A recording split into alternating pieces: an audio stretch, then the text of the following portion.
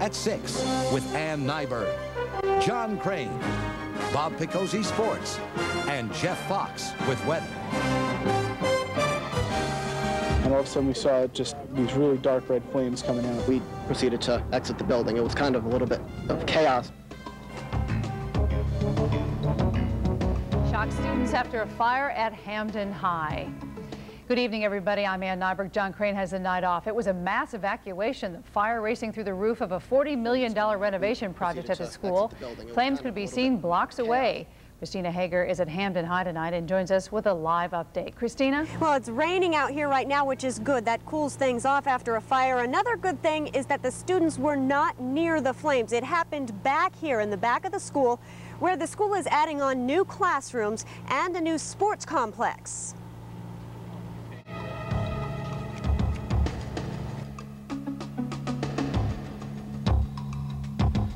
$40 million construction project at Hamden High School up in flames and smoke. The teacher, just told us, do class, pay attention. And all of a sudden we saw just these really dark red flames coming out. And he pretty much, that was like maybe 5 minutes before the end of class. The alarm sent 1,540 students home before noon.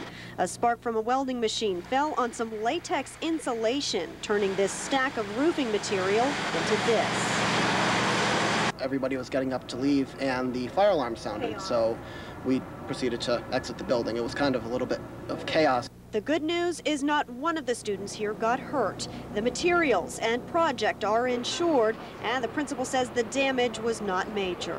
It was really minor as far as inconvenience goes. It's going to set the construction back probably, a day or two to get the roofing material. But this does put another kink in a project that has seen several delays. The first problem was money, and the city of Hamden found a way to finance it through bonds. Then work crews found an oil leak here, which cost $350,000 to clean up. And school will start tomorrow at the regular time. The first class is at 7:45.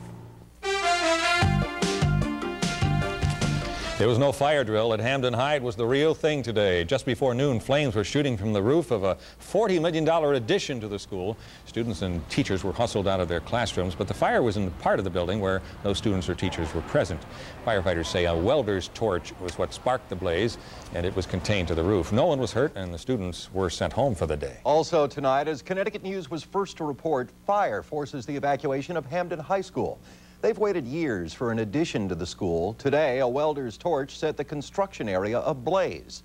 No one was hurt, and as John Sablone reports, all those years of fire drills finally paid off. And so it's not like, yeah, whatever, another fire drill, this is stupid. And then we look out the window, we're like, oh my gosh, it's a real fire. It certainly was a real fire, and it happened atop Hamden High School at 11:45 this morning. Stubborn flames licked at bundles of insulation, sending up a column of smoke that could be seen for miles. The blaze was not in the building where students and teachers were, but in a huge new wing under construction. The fire began on the roof of this $40 million addition to Hamden High School. Fire authorities say it was started by a welder's torch. Fire damage was confined to the building material, not the structure. The alarm was sounded for an immediate evacuation. It went well, even though students thought it was just another drill. I was very proud of the faculty and the staff and the students. They evacuated the building in under 3 minutes. It was just, scary that it happened here, and it was actually on fire. One staff member needed treatment for minor smoke inhalation, the only mishap. Students seemed in a celebratory mood. After all, school ended today 75 minutes early.